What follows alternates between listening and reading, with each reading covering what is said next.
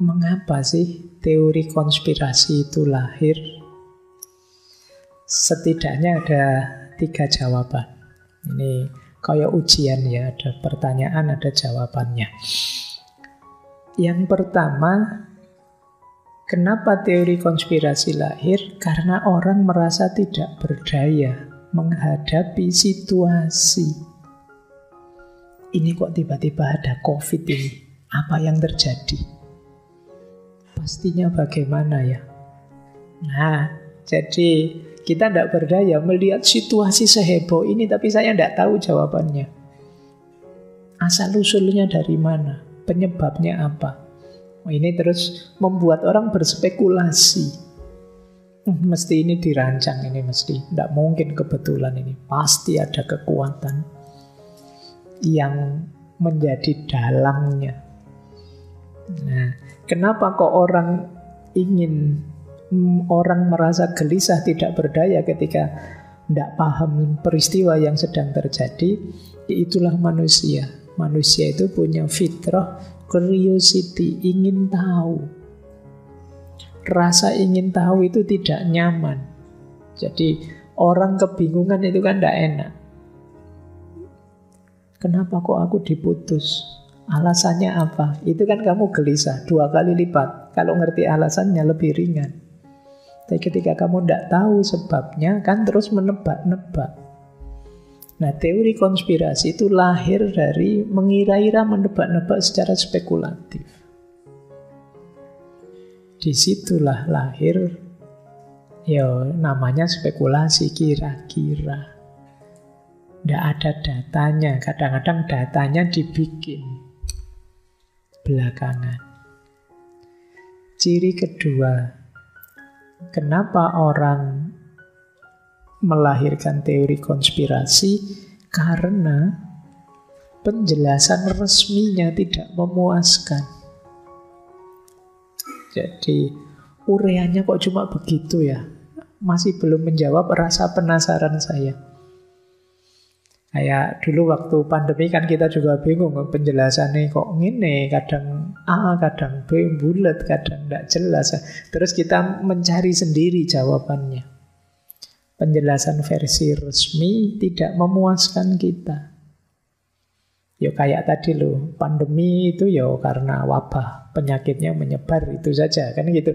Tapi terus kenapa sih harus dikarantina, kenapa harus dibeginiin, dibegituin, kenapa vaksin saja sampai 3 kali dan lain sebagainya, itu kan kita masih banyak bertanya-tanya. Sementara penjelasan resminya kurang detail. Dan yang ketiga, kenapa kemudian teori konspirasi itu lahir dan laku? Karena manusia itu cenderung langsung sepakat dengan apapun yang cocok dengan pandangannya sebelumnya. Sampean sudah tidak terlalu suka dengan negara sana, tiba-tiba ada kasus yang bilang negara itu bikin konspirasi untuk merusak kita. Sampean tidak pakai mikir 2 kali, setuju. Sama lah dengan calon-calonan itu kan kadang begitu. Pokoknya calon jagomu, kok ada berita baik langsung setuju, ada berita buruk langsung tidak setuju. Itu manusia. Kata filosof Perancis Sartre, manusia itu sebenarnya yang dicari adalah gema suaranya sendiri. Jadi seolah-olah ini misalnya ya, di ngaji ini kalian suka sama saya. Padahal mungkin tidak begitu. Mungkin yang saya sampaikan cocok dengan keinginanmu selama ini. Begitu saya ngomong yang tidak cocok dengan keinginanmu, mesti sudah mulai kamu mencaci maki lah, mengkritik. Allah, Pak Faiz saja cuma, mesti begitu. Karena manusia itu cenderung mencari gema suaranya sendiri. Makanya kalian yang merasa banyak followernya, sering dipuji dan lain sebagainya, hati-hati. Itu bukan karena kamu yang hebat, tapi karena yang mengikutimu merasa engkau merepresentasikan keinginannya. Begitu tidak cocok, kamu akan ditinggal, bila perlu dimusuhi. Itulah mengapa kadang-kadang kan ada itu artis atau tokoh itu sebelumnya dipuja luar biasa, tiba-tiba drop, tidak disukai karena hanya melakukan satu hal atau salah ucap satu kalimat.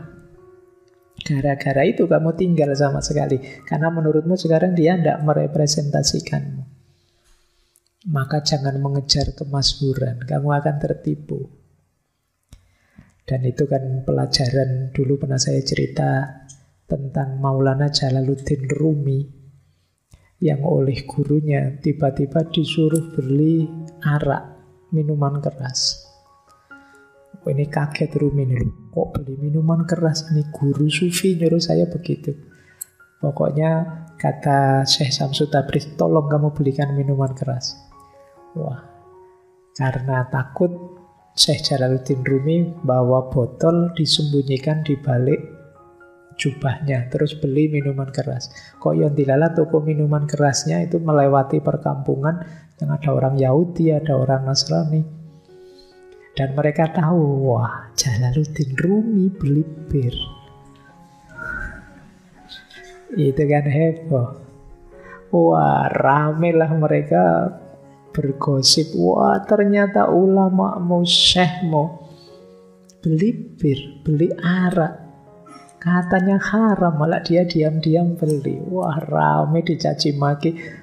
Orang-orang yang semula memuja Jalaluddin Rumi juga mulai melengos, sudah mulai, alah ternyata kayak gini ulamaku. Saat itu datanglah gurunya, Syekh Syamsul Tabriz. Wahai Rumi, kamu ngerti kan sekarang seperti apa kekaguman orang padamu? Hanya karena kasus kecil seperti ini saja, kamu dari idola nomor 1 jadi yang paling dibenci. Maka jangan terpesona dengan pujian orang, kekaguman orang padamu. Jadi kalau pakai teorinya Sartre, mereka hanya ingin mendengarkan gema suaranya sendiri. Meskipun bilangnya ingin mencari kebenaran. Oke ya, apalagi misalnya tiba-tiba saya ngomong politik, terus ngomong jago yang saya dukung, wah kamu langsung heboh, wah terus saya dapat banyak musuh yang beda jago dengan kalian. Terus dan itulah masyarakat. Maka pesan saya itu tadi ya, jangan tertipu dengan kemasyhuran, puja-pujinya orang, tidak abadi. Jadi mereka hanya mengikuti keinginan dan apa yang sebelumnya sudah diyakini. Itulah mengapa teori konspirasi ini kadang-kadang meskipun sangat tidak masuk akal, kita tetap setuju. Kenapa? Cocok dengan aspirasi kita selama ini. Baik, kita lanjutkan. Nah, sekarang cirinya. Gimana Pak saya mengidentifikasi apakah ini teori konspirasi atau bukan? Ini ciri masih umum saja ya. Yang pertama, biasanya teori ini mengklaim bisa menjelaskan yang tidak bisa dijelaskan oleh orang atau oleh keterangan yang resmi. Jadi kalau ada penjelasan biasa, biasanya teori ini bilang, itu kelihatannya saja, di balik itu ada rahasia. Itu ciri-ciri mulai masuk ke teori konspirasi. Terus biasanya cara berpikirnya hitam putih. Jadi kita yang putih, mereka yang hitam. Jadi membagi secara diametral yang hitam dan yang putih. Orang-orang yang berkonspirasi itulah yang hitam. Kalau kita sih kelompok putih. Kemudian yang ketiga, biasanya mereka ini merasa hebat karena tahu hal yang rahasia yang orang lain tidak tahu.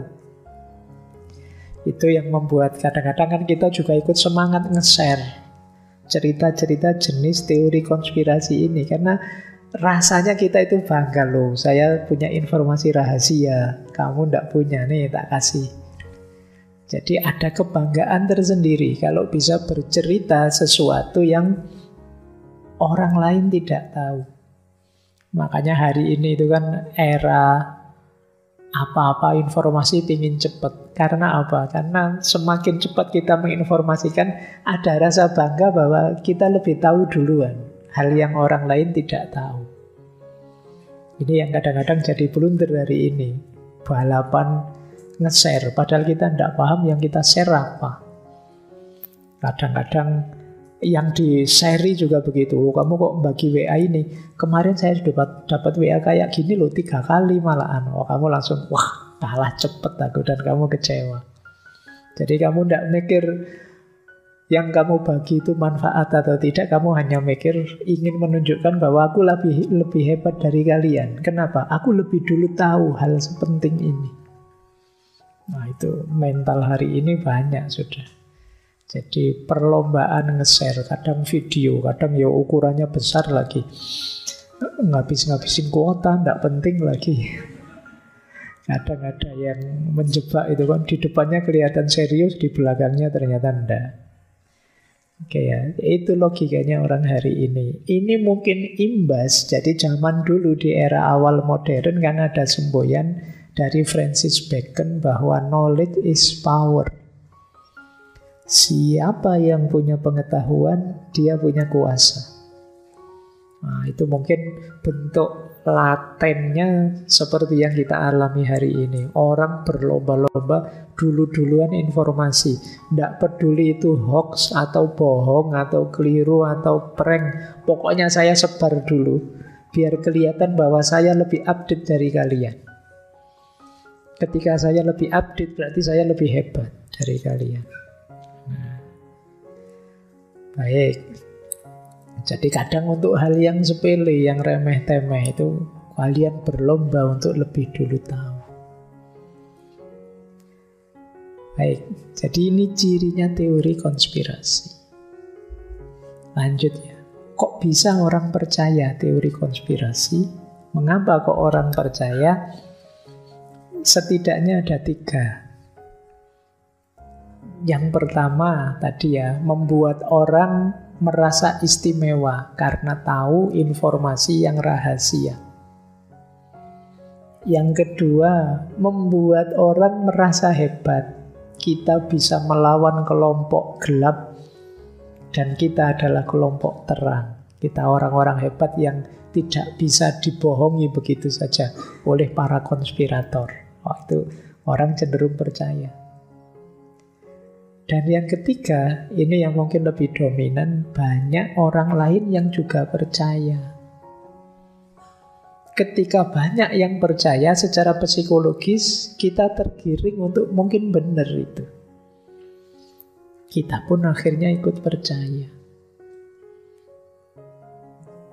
Jadi, kalau viral kan kita cenderung lebih percaya. Hari ini kan perlombaan viral-viralan. Kita melakukan segala cara untuk viral. Kadang-kadang kita bikin trik. Saya sering sekali ditawari jual beli follower. Kalau 1.000 berapa, kalau 5.000 berapa. Itu karena ini peluang sebenarnya. Karena hari ini apa? Kalian kan mendewa-dewakan like and comment and share. Kalau tidak ada yang like kan rasanya duniamu gelap. Masa sebanyak ini yang nonton kok tidak ada satupun yang jempoli, tidak ada satupun yang nge-like, terus kamu gelisah. Itu mirip seperti ceritanya Jalaluddin Rumi tadi. Kamu menggantungkan kebahagiaanmu pada orang lain. Ya tidak akan ketemu kebahagiaannya. Kadang-kadang orang jempoli itu juga iseng saja kok. Postingan saya loh dijempoli ratusan orang. Ya yang jempoli teman-temanmu sendiri. Ada yang satu orang akunnya 20, ada yang satu orang akunnya 30. Baik, itulah mengapa orang percaya kemudian dengan teori konspirasi. Saya lanjutkan ya. Ini materinya agak panjang.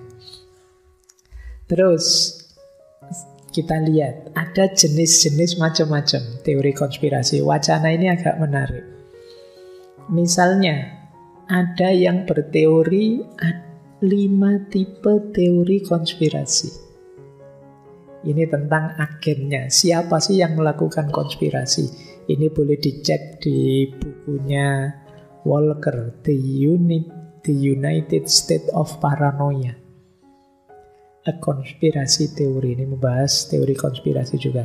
Dia menyebut ada 5 tipe teori konspirasi.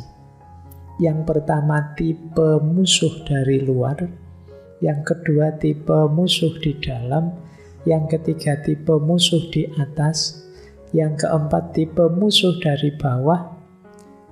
Dan yang kelima konspirasi kebajikan. Ini agak unik. Yang pertama musuh dari luar. Yang berkonspirasi itu orang-orang di luar kita untuk merusak kita, menjatuhkan kita. Nah, mungkin nanti tiba-tiba ada yang komen jelek-jelek di videonya ngaji filsafat ya. Terus kalian, wah ini mesti ada serangan sistematis dari luar. Ingin menjatuhkan ngaji filsafat ini. Nah, itu jenis pertama berarti. Musuh dari luar. Ada kebalikannya. Musuhnya di dalam. Ini mesti orang-orang dalam ini. Ini mesti yang kecewa sama Pak Faiz ini. Bersepakat untuk menjatuhkan. Mungkin karena minta tema nggak diturut-turuti. Sudah bertahun-tahun misalnya. Terus berkonspirasi dia. Ngaco terus misalnya. Komentar jelek terus. Apa terus. Nah, itu jenis konspirasi kedua. Ada musuh di dalam. Yang ketiga, musuh di atas.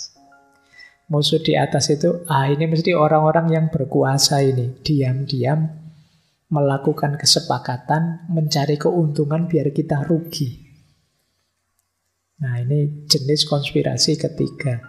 Kita menuduh orang-orang di atas kita, yang punya kuasa di atas kita. Yang melakukan konspirasi untuk keuntungan mereka sendiri, entah dalam bentuk apa. Ada juga sebaliknya, musuh dari bawah.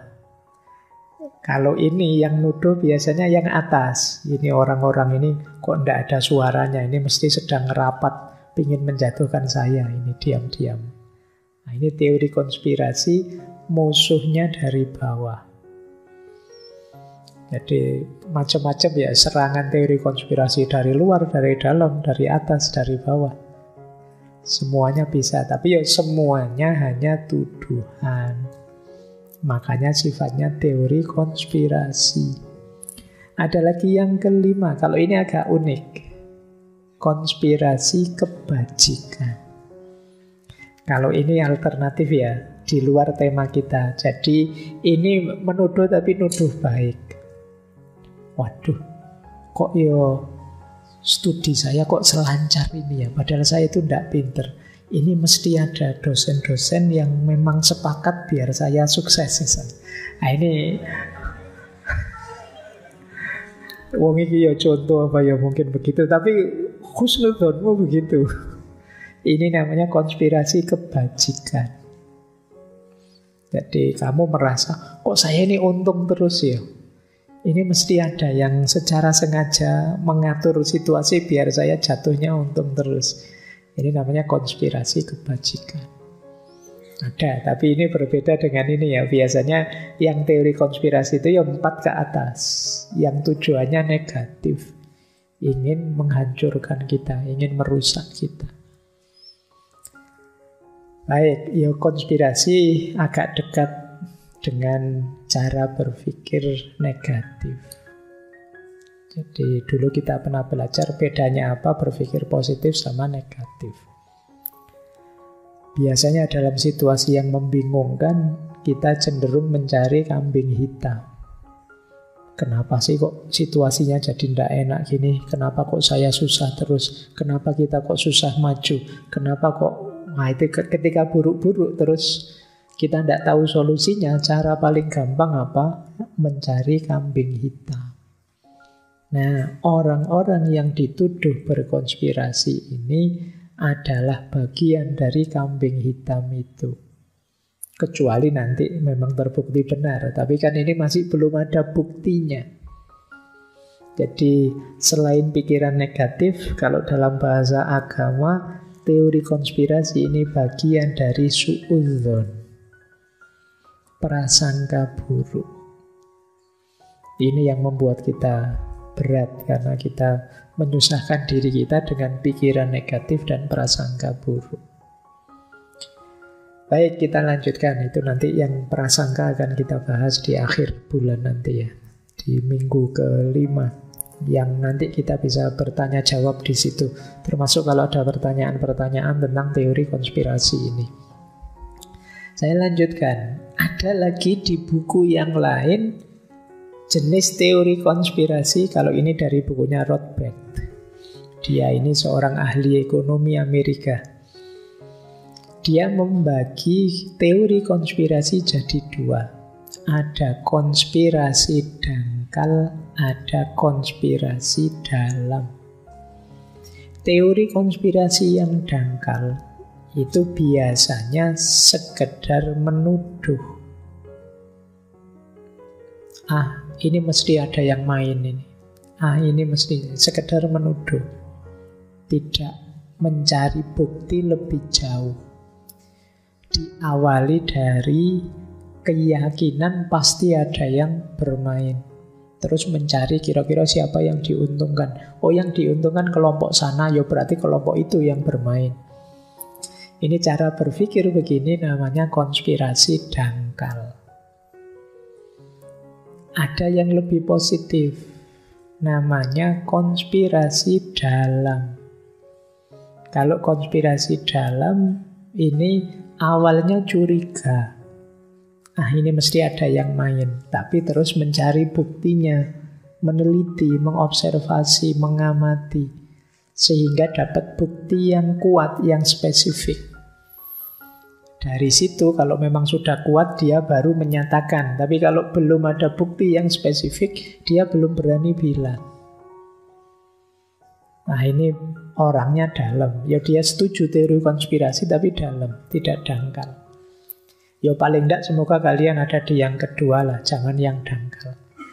Kalau yang dangkal ini asal nuduh. Ya memang yang kedua lebih capek. Lebih ringan kalau main share saja, main bagi saja. Tapi kan ya kurang bertanggung jawab, apalagi kalian. Sebagian besar yang muda-muda ini kan harapan bangsa semua. Masa senjatanya hanya teori konspirasi, itu kan. Kamu nanti ditertawakan seperti konotasi tadi. Konotasinya ini sebenarnya merendahkan kalau kamu hanya pakai teori konspirasi. Cari fakta-fakta, data yang lebih bertanggung jawab. Bukan berarti pasti salah. Cuma teori konspirasi mengindikasikan kita belum punya datanya tapi sudah menuduh. Kita belum ngerti faktanya atau isinya data itu hanya manipulasi-manipulasi, tapi kita sudah berani bikin pernyataan. Ini yang sering jadi masalah. Baik, itulah gambarannya secara umum apa itu teori konspirasi. Setelah ini kita lanjut dengan pendalamannya. Bagaimana menyikapinya, akarnya, dan lain sebagainya. Paling tidak babak pertama ini sudah sekitar 1 jaman kita bicara. Semoga teman-teman paham ya apa itu teori konspirasi. Kalau belum paham, diikhlaskan saja. Kita lanjutkan. Boleh diselingi minum dulu. Yang punya minuman. Yang enggak ya, monggo melihat orang minum enggak apa-apa.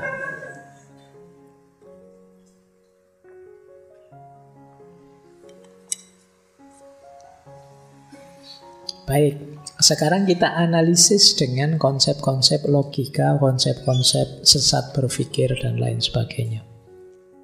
Karena nanti kunci-kunci dari pertanyaanmu, mengapa sih Pak, kok ini dianggap negatif? Ada beberapa argumen yang melatar belakanginya.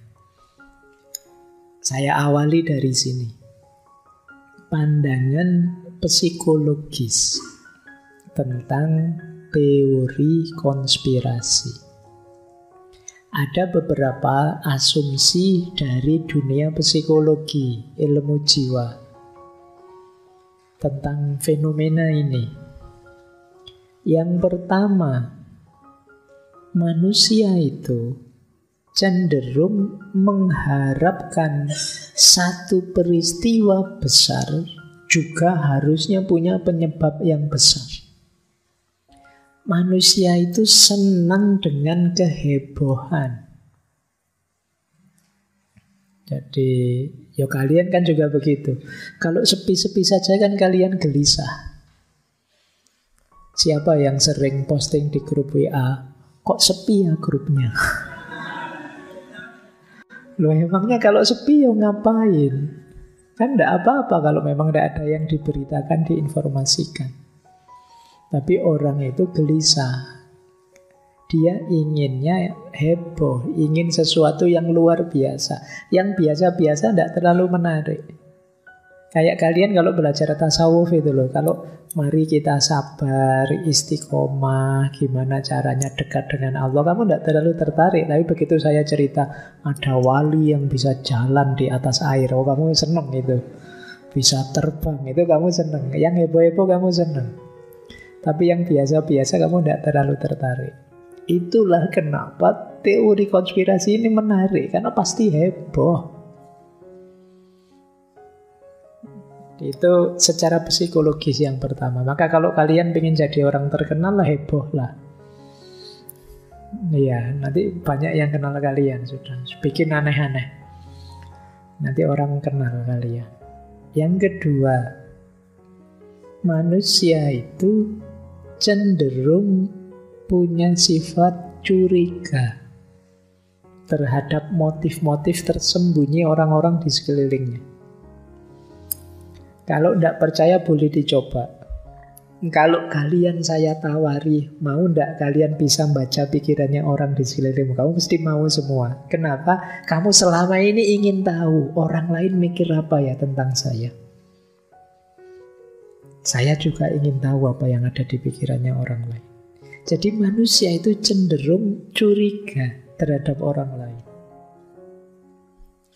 Apalagi yang pikirannya negatif, apalagi orang yang tidak kita sukai. Kita mesti waspada sudah. Jangan sampai diam-diam dia nusuk saya dari belakang. Jangan sampai diam-diam dia memanfaatkan saya, kan begitu. Kadang-kadang ada teman yang baik pada kita tanggapannya, ini mesti ada pamrihnya. Ngomongnya manis sekali, paling nanti ujungnya pinjam 100 dulu. Nah, itu kan curiga kamu. Padahal temenmu ya pengen baik-baik saja, tapi kamu curigai. Apalagi yang jahat. Jadi manusia cenderung mencurigai sesamanya. Jadi itu di antara keistimewaannya manusia sudah, seneng gegeran. Sampai di skala bunuh-bunuhan. Kan itu yang dulu sudah diramalkan oleh para malaikat itu sudah. Dan sekarang banyak terjadi fenomena itu. Itu asumsi kedua dari ranah psikologi. Yang ketiga, secara psikologi ada pandangan orang yang percaya pada teori konspirasi itu biasanya sudah wataknya. Dan nanti dia akan begitu terus. Dia akan percaya lagi ada teori konspirasi apalagi. Padahal mungkin bisa bertentangan teori konspirasinya, tapi semuanya dipercaya. Kenapa? Karena heboh tadi. Jadi, ya tadi kayak COVID tadi loh. Kita mungkin tidak sadar kalau ada teori konspirasi bahwa ini senjata kimia yang buat Cina loh. Ada lagi yang tadi, enggak, ini militernya Amerika ini yang membawa ke Wuhan itu. Ini kan bertentangan, Cina atau Amerika, dan kita percaya semuanya. Tidak apa-apa Pak, asal bukan Indonesia saja Pak, saya tenang. Mungkin kamu begitu. Jadi kamu percaya segala macam teori konspirasi, meskipun isinya bertentangan. Ini biasanya karena sudah tipenya orang begitu. Ini yang ketiga. Yang keempat, Secara psikologis nanti dalam kasus tertentu, orang yang selalu berpikir dengan model teori konspirasi dalam situasi akut parah itu bisa saja jadi sejenis paranoia, paranoid, ketakutan yang tidak beralasan, atau skizo. Ya gampangannya kadang-kadang sampai level halu. Kamu kan sering pakai istilah halu ya. Membayangkan yang tidak-tidak, ketakutan yang tidak perlu. Cara berpikirnya selalu jangan-jangan. Jangan-jangan ini tipuan ini. Jangan-jangan ini jebakan ini. Jangan-jangan itu. Ini kalau berlebihan kan terus jatuhnya paranoid. Jadi apa-apa serba takut. Khawatir ditipu, khawatir dibohongi, khawatir teman-temanmu konspirasi jelek tentang dirimu. Saya maju kok semuanya senyum-senyum. Ini mesti ada rencana jahat ini. Mesti teman-teman ini mau ngapain itu. Itu ya kamu parno sudah. Temanmu senyum kamu curiga, temanmu diam saja kamu curiga, temanmu ketawa kamu curiga. Temanmu diam saja, wah ini mesti cuek. Aku dianggap tidak bernilai. Emangnya dia aja yang pintar. Begitu. Nanti temanmu senyum, itu senyumnya kok sinis sekali sih. Temanmu ketawa itu menertawakan aku mesti. Kamu pikiranmu jelek terus. Kamu serba takut. Nanti sampai level halu. Jadi saya ada beberapa bulan terakhir ada mahasiswa yang konsultasi ke saya, ngejak ngobrol saja karena sering mendengar suara-suara untuk melakukan hal-hal yang negatif. Di telinganya dia merasa seperti ada yang bisiki. Ya untungnya dia masih tangguh, masih kuat. Jadi ya kalian juga hati-hati karena pikiran-pikiran negatif, cara pandang yang serba penuh kesulitan, kebencian, itu kadang-kadang membebani diri kita. Overthinking jangan diremehkan. Ya kadang-kadang tambah lama tambah parah. Seperti di Murphy's Law kemarin loh, yang kita anggap, Pak ini stres itu wajar kok Pak, stres kayak gini biasa. Tapi kalau numpuk-numpuk banyak ya tambah lama tambah parah. Jangan sampai sekedar teori konspirasi kamu jatuhnya ke paranoid atau skizo. Ada enggak di sini yang kalau diajak ngomong A jawabannya B? Kemana-mana pikirannya. Itu biasanya pikirannya penuh, isinya macam-macam. Problem sedunia dimasukkan kepalanya semua. Akhirnya tidak nyaman dia dengan hidupnya. Hidup ini rasanya berat sekali. Ya termasuk kecurigaan versi teori konspirasi tadi. Nah, yang kelima, pada akhirnya orang itu kalau selalu berpikir model konspirasi cenderung tidak lagi percaya dengan metode-metode ilmiah, prinsip-prinsip ilmiah. Dia lebih percaya dengan anggapannya sendiri. Nanti kita lihat ada banyak cara berpikir yang seperti itu. Maka ayo biar jiwa kita sehat, mari banyak menghindari asupan-asupan nutrisi yang merusak diri kita. Termasuk model-model hoax, model-model berita palsu, termasuk teori konspirasi ini. Ya paling tidak kita selamatkan diri kita sendiri dulu lah. Mungkin yang lain pelan-pelan kita bantu kalau kita sendiri sehat. Nah kalau kita sendiri tidak sehat kan bisa nular nanti. Baik, itu perspektif psikologi.